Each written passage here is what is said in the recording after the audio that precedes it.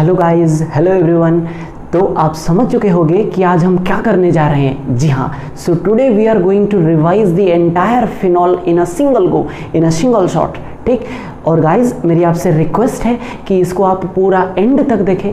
और गाइज अगर आप ये चाहते हैं कि बाकी चैप्टर्स के भी वन शॉट वीडियोस आपको चाहिए तो आप हमें कमेंट सेक्शन के अंदर ज़रूर बताएं, और तो बाकी सारे चैप्टर्स के भी वन शॉट वीडियोस में अपलोड कर दूंगा। ठीक।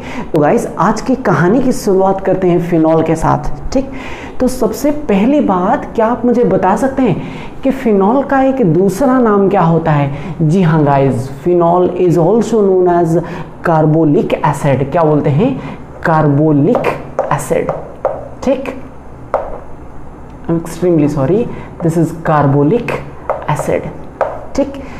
लिखते जाओ, सुनते जाओ, लिखते जाओ गाइज, तभी फायदा होगा। और मैंने कई बच्चों को देखा है कि नोट्स करते रहते हैं।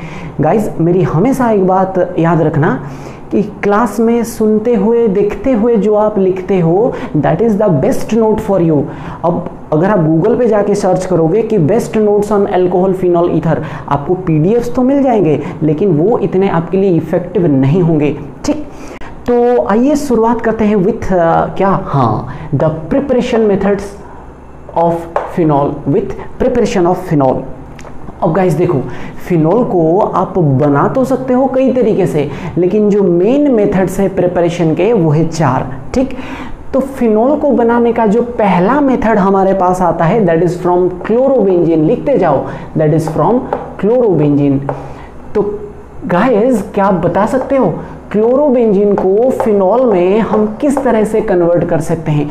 जी हाँ, तो क्लोरोबेंजीन को हमें ट्रीट करना होता है, इनफैक्ट फ्यूज करना होता है NaOH के साथ, NaOH के साथ। तो गाइज होता क्या है, यहाँ से HCl कुछ इस तरीके से बाहर निकल जाता है, और यहाँ पर तुम्हें ये जो ONA है ये रिंग पर जुड़ जाता है। दैट इज यहाँ पे आपको ONA यानी कि सोडियम फिनॉक्साइड बनता हुआ दिखेगा, राइट।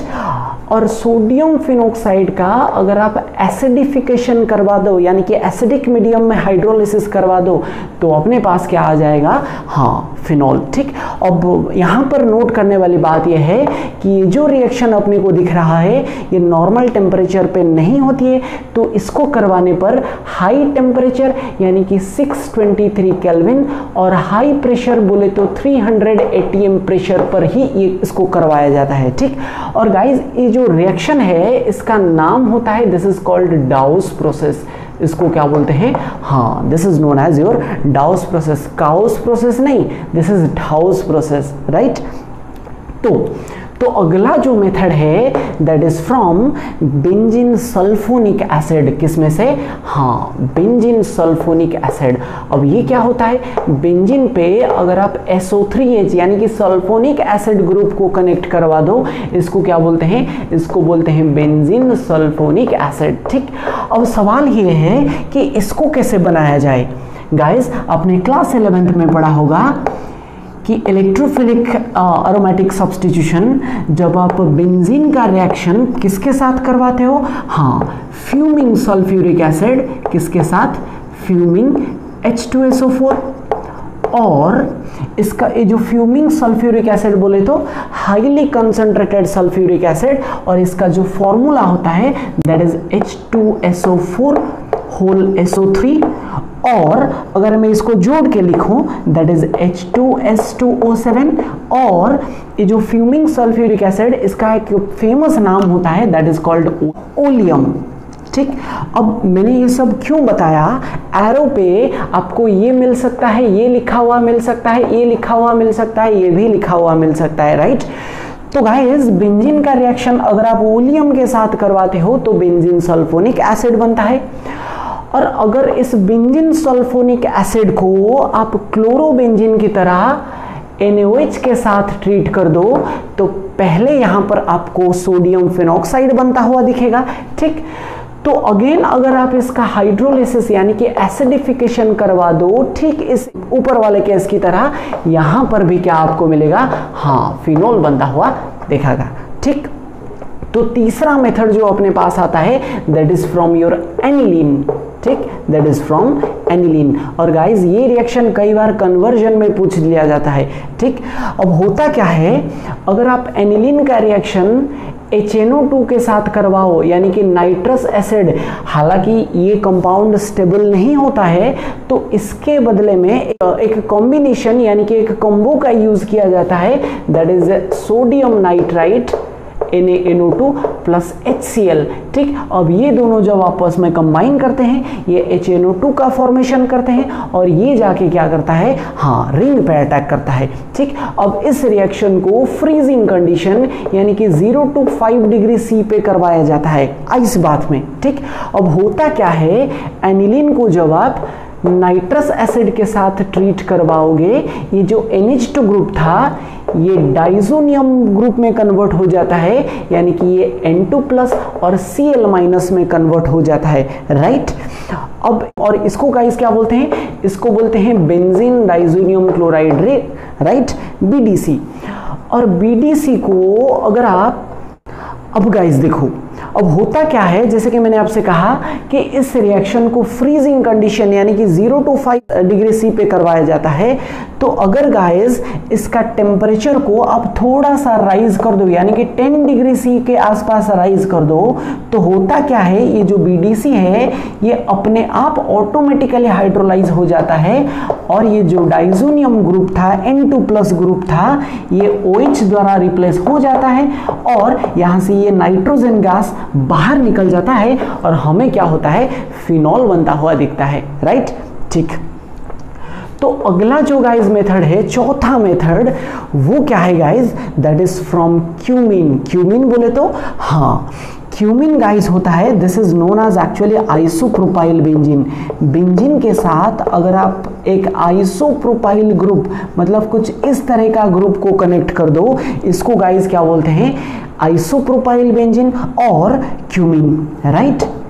अगर इस क्यूमीन का आप ऑक्सीडेशन करवा दो, O2 के साथ ट्रीट करवा दो एयर में ही, तो होता क्या, यहां पर एक इंटरमीडिएट बनता हुआ नजर आता है जो कि कुछ इस तरह का दिखता है, राइट।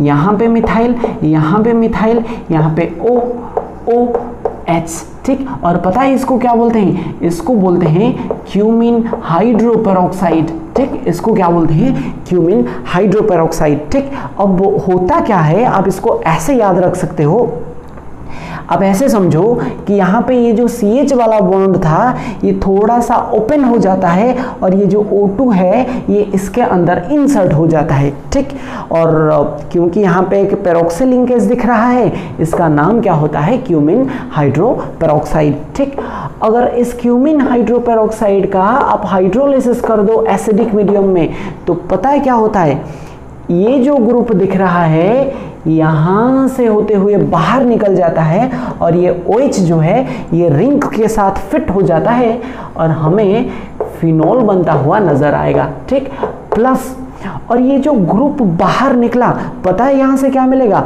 हाँ, CH3C, यहां पे आ जाएगा डबल बॉन्ड OCH3, तो मतलब CH3C double bond OCH3 and this is your acetone. Yes, this is your acetone, propanone. ठीक, अब होता ये है गाइस, आज के डेट में फिनॉल का जो वर्ल्ड वाइड कमर्शियल प्रोडक्शन होता है वो क्यूमीन से ही करवाया जाता है। ठीक, अब इसकी एक खास बात यह है, यहाँ पर आपने देखा जब हमने 1 मोल क्यूमीन का ऑक्सीडेशन करवाया फिर हाइड्रोलिसिस करवाया तो हमें क्या मिला, 1 मोल फिनॉल और 1 मोल एसीटोन बनता हुआ दिखा। ठीक, अब गाइस इसका मतलब ये है कि इसमें जितना फिनॉल मिलेगा उतना ही अमाउंट का एसीटोन मिलेगा। तो कहने का मतलब है कि यहाँ पर फिनॉल के साथ साथ एसीटोन भी सिग्निफिकेंट अमाउंट में बनता हुआ दिखता है। ठीक, तो मतलब इसका मतलब समझ रहे हो, मतलब एक तीर में दो शिकार, मतलब हमने फिनॉल को बनाने की कोशिश करी और साथ में हमें एसीटोन भी फ्री ऑफ कॉस्ट मिल गया। ठीक, तो गाइज अब बात करते हैं फिनॉल के कुछ इंपॉर्टेंट प्रॉपर्टीज यानी कि केमिकल रिएक्शंस की। ठीक, तो फिनॉल का जो सबसे फेमस, सबसे पहला रिएक्शन है that is your electrophilic aromatic substitutions. ठीक, ठीक, इलेक्ट्रोफिलिक एरोमेटिक सब्स्टिट्यूशन। और इलेक्ट्रोफिलिक सब्स्टिट्यूशन में भी कौन कौन से इंपॉर्टेंट है फिनॉल के लिए, that is nitration and halogenation. और हैलोजिनेशन में भी कौन सा, ब्रोमिनेशन। ठीक, सबकी बात करेंगे। अब थोड़ी सी मैं आपको इसकी बेसिक्स बता दूं कि ये जो गाइस फिनॉल है, इसके साथ ये जो OH ग्रुप लगा हुआ है, ठीक, क्या इस ऑक्सीजन पे लोन पेयर है, बिल्कुल है।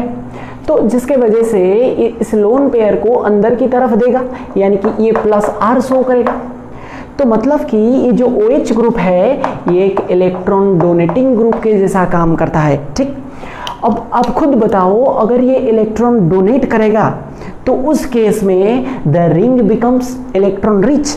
ठीक, अगर ये रिंग पे इलेक्ट्रॉन डेंसिटी बढ़ेगा, यानी कि रिंग इलेक्ट्रॉन रिच हो जाएगा, तो इस पे इलेक्ट्रोफाइल का अटैक होना आसान, इलेक्ट्रोफाइल का अटैक होना आसान हो जाएगा। तो मतलब आप, तो क्या आप ऐसे बोल सकते हो कि ये जो OH ग्रुप है ये इस रिंग को इलेक्ट्रोफिलिक रिएक्शन के टुवर्ड्स एक्टिवेट करवा रहा है, यानी कि this OH group is an activating group, मतलब it activates the ring towards the electrophilic substitution. मतलब कि ये एक एक्टिवेटिंग ग्रुप होता है, जिसके वजह से ये OH जो है ये एक ऑर्थो पैरा डायरेक्टिंग ग्रुप होता है। मतलब अगर आप किसी इलेक्ट्रोफाइल का अटैक करवाते हो तो वो एक बार ऑर्थो पे जाएगा, एक बार कहां जाएगा, हाँ, पैरा पोजीशन पे जाएगा। ठीक, तो सबसे पहले बात करते हैं electrophilic reaction, that is nitration की। ठीक, अब गाइस ध्यान से देखना, फिनॉल का नाइट्रेशन आप दो तरीके से करवा सकते हो। कैसे, देखो, एक तो आप करवा सकते हो फिनॉल का रिएक्शन डाइल्यूट HNO3 के साथ करवा के, और दूसरी पॉसिबिलिटी जो है फिनॉल का रिएक्शन आप कॉन्सेंट्रेटेड नाइट्रिक एसिड के साथ करवा के भी इसका नाइट्रेशन करवा सकते हो। ठीक, तो बात करते हैं, अगर आप फिनॉल को डाइल्यूट HNO3 के साथ ट्रीट करोगे तो पता है क्या होगा, एज एक्सपेक्टेड जो अपना NO2 ग्रुप है वो एक बार कहां जाएगा, ऑर्थो पोजीशन पे जाएगा, और एक बार कहां जाएगा, हाँ, पैरा पोजीशन पे कनेक्ट होगा। यानी कि a mixture of orthonitrophenol and paranitrophenol, मतलब कि इन दोनों का मिक्सचर बनता हुआ दिखेगा। राइट, ठीक। अब सवाल ये है, अगर इन दोनों का मिक्सचर मिला तो इनको अलग कैसे किया जाए, इनको सेपरेट कैसे किया जाए। ध्यान देना, ये जो मिक्सचर है, these are separated by steam distillation, not fractional distillation. 2017 NEET में पूछा हुआ सवाल है, इसको स्टीम डिस्टिलेशन द्वारा सेपरेट किया जाता है। अब होता क्या है, थोड़ा सा आपको समझा दूं। ये गाइस जो ऑर्थोनाइट्रोफिनॉल है, यहाँ पर एक इंट्रामोलिकुलर हाइड्रोजन बॉन्डिंग काम करता है। क्या काम करता है, हाँ, इंट्रामोलिकुलर हाइड्रोजन बॉन्डिंग। लेकिन यहाँ पर क्या काम करता है, एक इंटरमोलिकुलर हाइड्रोजन बॉन्डिंग। बोले तो इसका एक मॉलिक्यूल इसका एक दूसरा मॉलिक्यूल के साथ कुछ इस तरह से इनके बीच में हाइड्रोजन बॉन्डिंग होती है। और आपको पता है, जिसमें इंटरमोलिकुलर हाइड्रोजन बॉन्डिंग होता है उसका बॉइलिंग पॉइंट ज़्यादा होता है किसके कंपैरिजन में, इंट्रा वाले से। क्यों, रीज़न ये है, यहाँ पर दो डिफरेंट मॉलिक्यूल्स के बीच हाइड्रोजन बॉन्डिंग होने की वजह से मॉलिक्यूल्स जो है आपस में एसोसिएट होते हैं, यानी कि चिपके हुए होते हैं, जिसके वजह से इसको तोड़ना, इसको अलग करना डिफिकल्ट होता है। यानी कि ये हायर टेम्परेचर पे बॉईल करेगा, यानी कि इसका बॉइलिंग पॉइंट क्या है, हाई।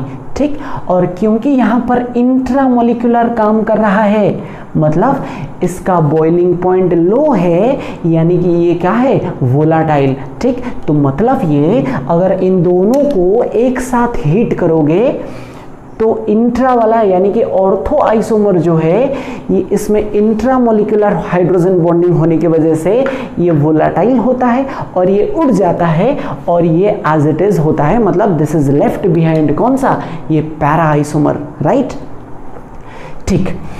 तो अब गाइस अगर आप फिनॉल का रिएक्शन कॉन्सेंट्रेटेड HNO3 के साथ करवाओगे, पता है क्या होगा, इस बार हमें पहले जैसा दो डिफरेंट प्रोडक्ट्स देखने को नहीं मिलेंगे, एक सिंगल प्रोडक्ट ही बनेगा जिसमें कि all the ortho and para positions will be occupied by nitro groups, NO2 groups. ठीक, अब गाइस इसको पता है क्या बोलते हैं, इसको बोलते हैं 2,4,6 ट्राइनाइट्रोफिनॉल, या फिर इसका एक कॉमन नेम होता है जिसको बोलते हैं पिक्रिक एसिड। ठीक, क्या बोलते हैं, पिक्रिक एसिड। ठीक, अब गाइस होता क्या है, ये जो पिक्रिक एसिड आप देख रहे हो 2,4,6 ट्राइनाइट्रोफिनॉल, ये एक बहुत ही अच्छा एसिड होता है। क्यों? क्योंकि तीन इलेक्ट्रॉन विड्रॉइंग ग्रुप यानी कि NO2 ग्रुप्स होने की वजह से, due to the presence of 3 electron withdrawing groups, होता क्या है, they withdraw the electron density from the ring. ये तीनों क्या करते हैं, रिंग से इलेक्ट्रॉन खींचते हैं। अब ये रिंग क्या करता है, ये ऑक्सीजन से खींचेगा। अब ये ऑक्सीजन क्या करेगा, ऑक्सीजन इस हाइड्रोजन से इलेक्ट्रॉन खींचेगा, जिसके वजह से ये OH बॉन्ड की पोलैरिटी इंक्रीज होगी, मतलब यहां से H+ का रिमूव होना क्या होगा, आसान। तो मतलब पिक्रिक एसिड जो है ये स्ट्रॉन्गर एसिड होता है। क्यों? इलेक्ट्रॉन तीन इलेक्ट्रॉन विड्रॉइंग ग्रुप्स होने के वजह से, राइट। ठीक, अब होता क्या है, अगर आप फिनॉल का रिएक्शन कॉन्सेंट्रेटेड नाइट्रिक एसिड के साथ करवाओगे, रिएक्शन तो हो जाएगी, पिक्रिक एसिड तो मिलेगा, लेकिन यहां पर गाइस क्या होता है, इसकी जो इल्ड होती है वो इल्ड उतनी अच्छी नहीं आती। क्यों? क्योंकि ये जो कॉन्सेंट्रेटेड नाइट्रिक एसिड है ये एक स्ट्रॉन्ग ऑक्सीडाइजिंग एजेंट भी होता है। ठीक, अब जिसके वजह से क्या होता है, ये कुछ फिनॉल मॉलिक्यूल्स को ऑक्सीडाइज भी कर देता है। पता है किसमें, इस वाले स्पीसीज में।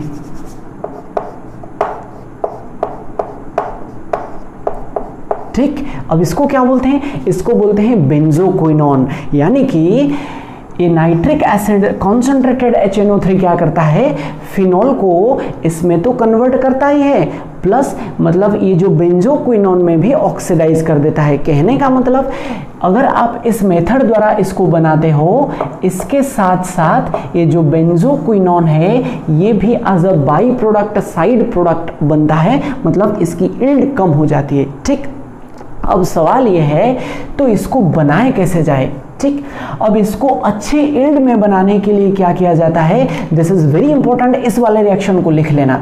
ठीक, तो सबसे पहले फिनॉल को ट्रीट किया जाता है कॉन्सेंट्रेटेड सल्फ्यूरिक एसिड के साथ। ठीक, अब होगा क्या, जब आप इसको कॉन्सेंट्रेटेड सल्फ्यूरिक एसिड में डालोगे, होगा क्या, ये जो फिनॉल के सेकेंड और फोर्थ पोजीशन में एक सल्फोनिक एसिड यानी कि SO3H ग्रुप इंसर्ट हो जाएगा। बोले तो this is converted into phenol two four disulphonic acid, right. अब इसका रिएक्शन आप कॉन्सेंट्रेटेड HNO3 के साथ करवाओ तो अब क्या होगा, अब ये पिक्रिक एसिड मिल जाएगा, that too in a very good yield. ठीक, क्योंकि जब ये सल्फोनिक एसिड ग्रुप्स इंसर्ट हो जाते हैं तो ये ऑक्सीडाइज होने की प्रोबेबिलिटी कम हो जाती है। ठीक, दिस इज वेरी इंपॉर्टेंट, इसको नोट डाउन कर लेना। ठीक, तो let's move to some other properties. Okay, तो अगला जो फिनॉल का प्रॉपर्टी है electrophilic substitution, that is your bromination, halogenation, that is bromination. ठीक, अब फिनॉल का ब्रोमिनेशन करवाने के भी दो मेथड्स हैं। ठीक, मतलब इसका ब्रोमिनेशन भी आप दो डिफरेंट तरीके से करवा सकते हो। कैसे, देखो, अगर आप फिनॉल को ब्रोमीन के Br2 के साथ ट्रीट करते हो इन presence of a non polar solvent या फिर एक लो पोलैरिटी सॉल्वेंट जैसे कि CS2 हो गया या फिर क्लोरोफॉर्म हो गया। ठीक, अगर आप फिनॉल को ब्रोमिनेट करवाते हो एक नॉन पोलर या फिर लो पोलैरिटी सॉल्वेंट में, पता है क्या होगा, ये बिल्कुल डाइल्यूट HNO3 के जैसा बिहेव करेगा। बोले तो ये जो ब्रोमीन है एक बार ऑर्थो पे आएगा और एक बार क्या होगा, पैरा पे आएगा। ठीक, मतलब a mixture of this ortho and para isomers will be formed.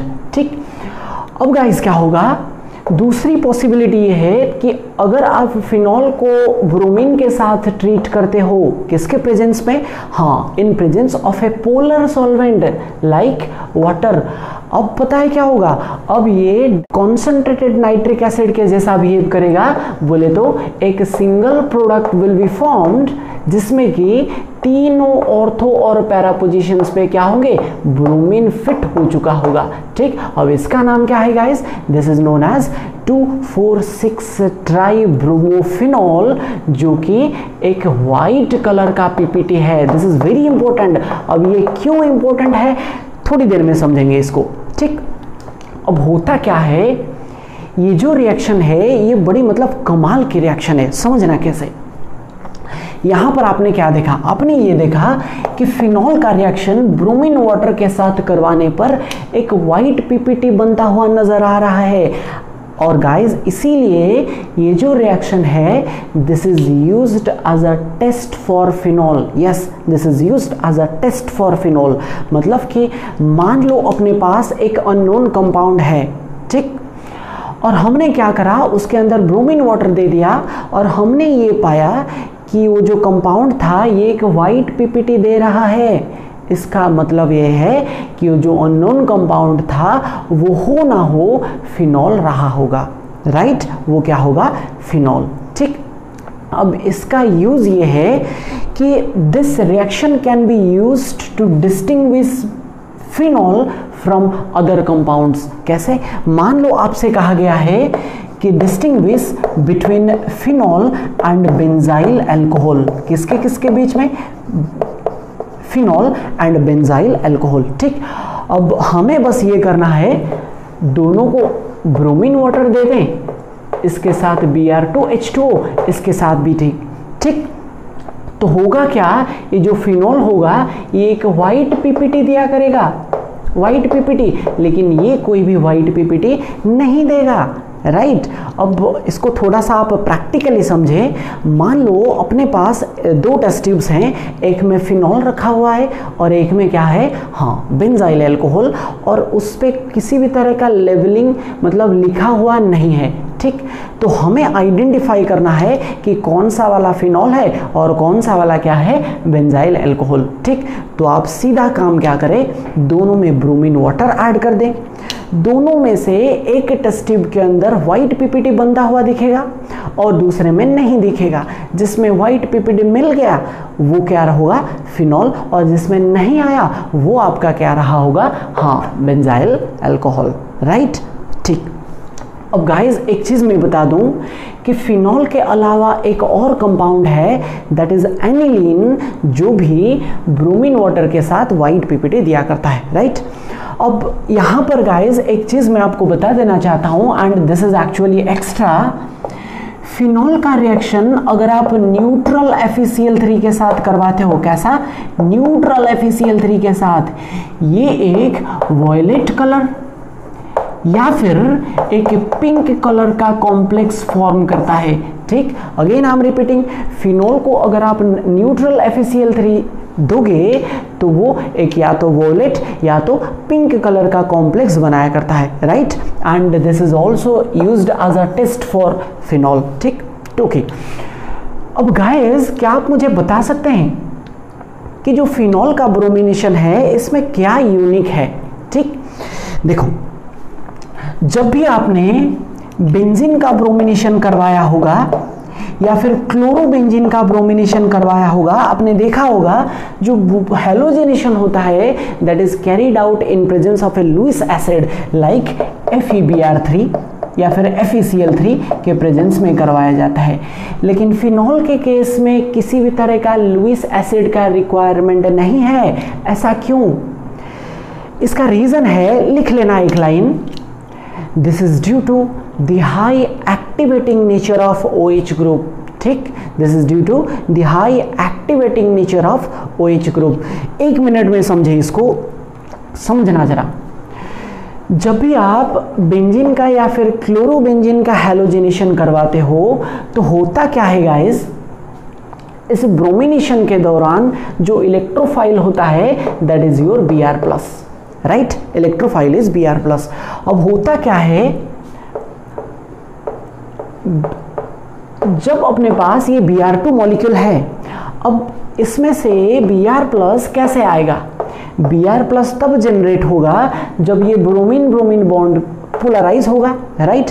अब होता क्या है, इस पोलराइजेशन का काम को कौन करवाता है? That is FeBr3। Again I am repeating, जो लुईस एसिड होते हैं they help in polarising this Br bond in order to generate this electrophile this Br+।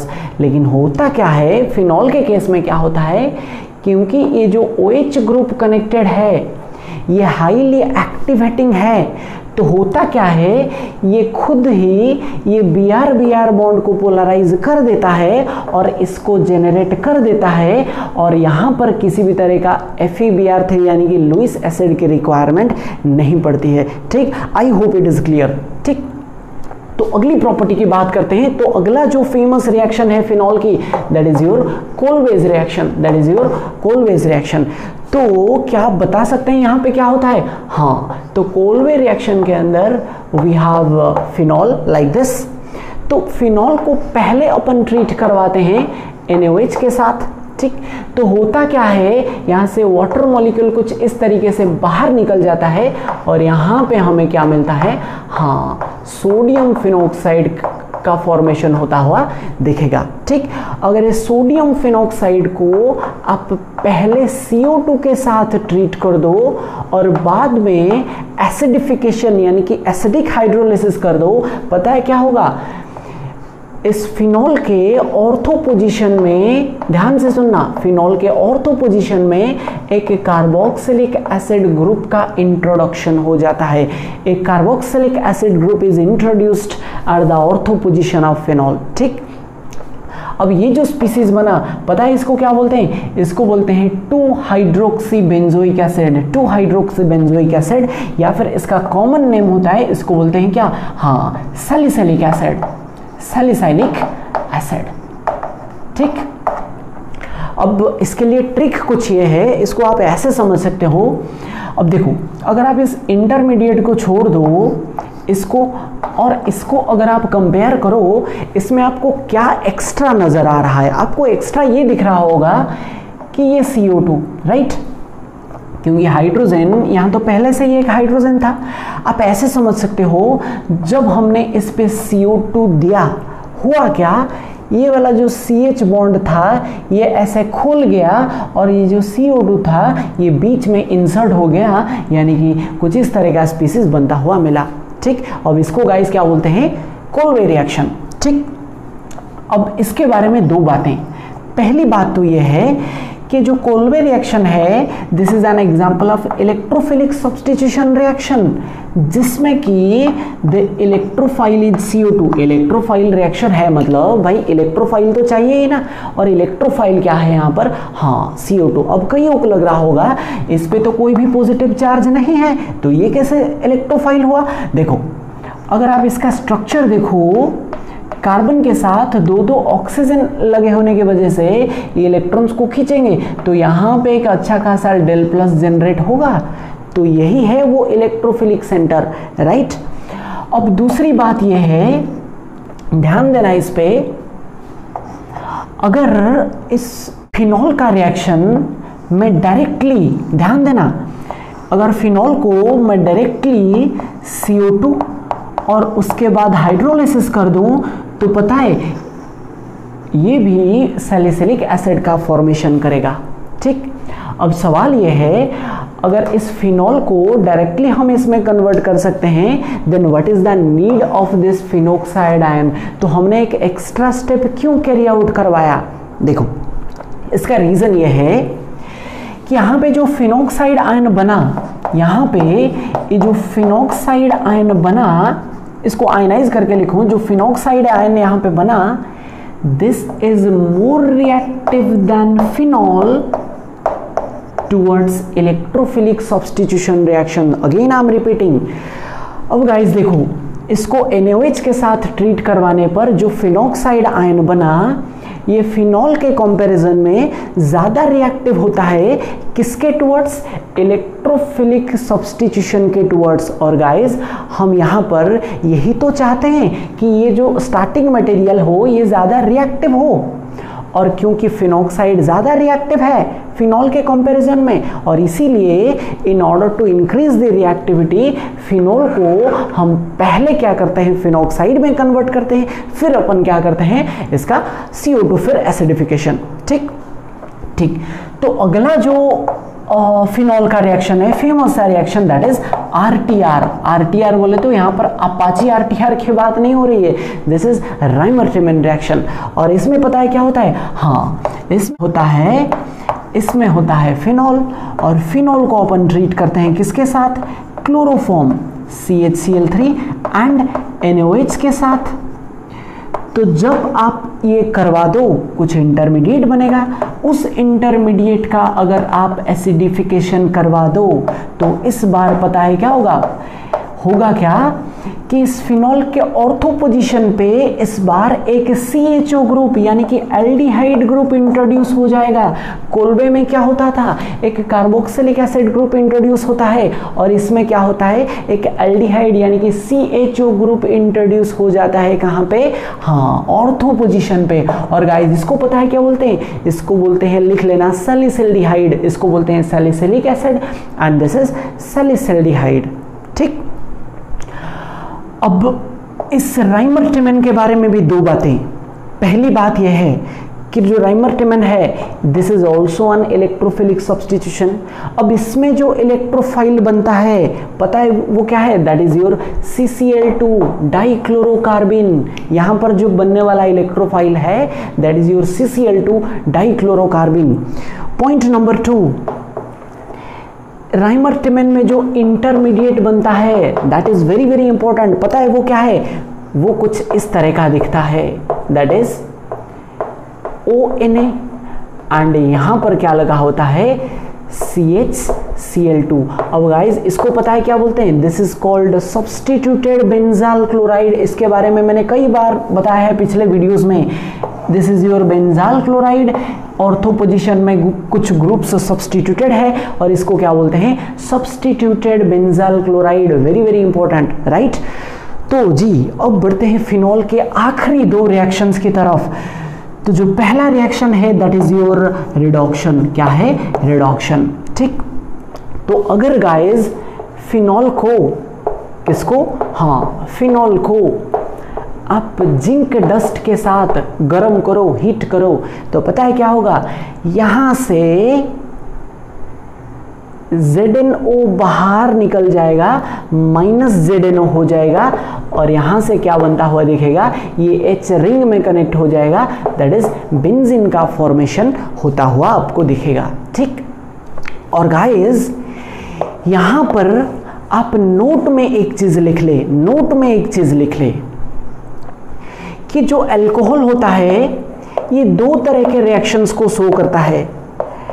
पहला reaction, reactions involving the cleavage of OH bond, ऐसे reactions जिसमें oxygen hydrogen का bond cleavage होता है। और दूसरा टाइप का जो रिएक्शन होता है, reactions involving the cleavage of CO bond, जिसमें कार्बन ऑक्सीजन का बॉन्ड क्लीवेज होता है।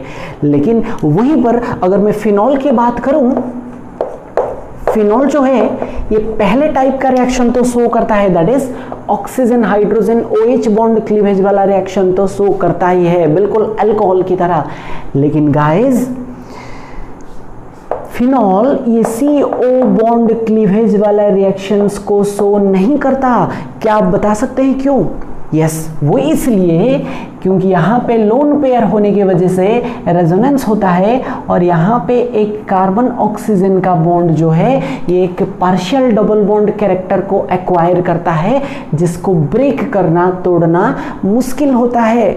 लेकिन गाइस एकमात्र ऐसा रिएजेंट जिंक, एकमात्र ऐसा रिएजेंट जिंक जिसके साथ फिनॉल में ये कार्बन ऑक्सीजन का बॉन्ड क्लीव होता है। This is very very important, very very very important, इसको नोट डाउन कर ले, राइट।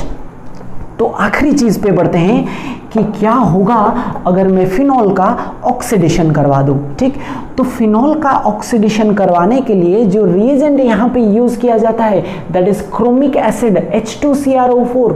और क्रोमिक एसिड कहाँ से बनेगा? हाँ, ये बनेगा सोडियम डाइक्रोमेट Na2Cr2O7।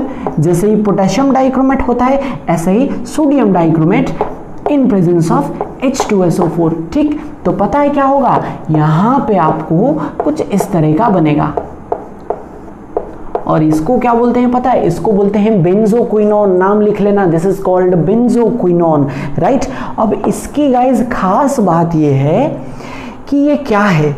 क्या है मतलब? This is a diketone, this is a diketone. यहाँ पे आपको दो दो कीटोन्स दिख रहे हैं। और दूसरी खास बात ये है, ये पूरा का पूरा एक कॉन्जुगेटेड सिस्टम है। देखो, double single double single double single double single double single, तो पूरे मॉलिक्यूल में कहीं पर भी कॉन्जुगेशन ब्रेक नहीं है। तो मतलब ये एक कॉन्जुगेटेड डाइकीटोन है। ठीक, तो आई होप ये पूरा का पूरा फिनॉल आपका रिवाइज हो गया होगा। और गाइस मिलते हैं अगले क्लास में। और गाइस कमेंट करना मत भूलना। Thank you very much, have a nice day.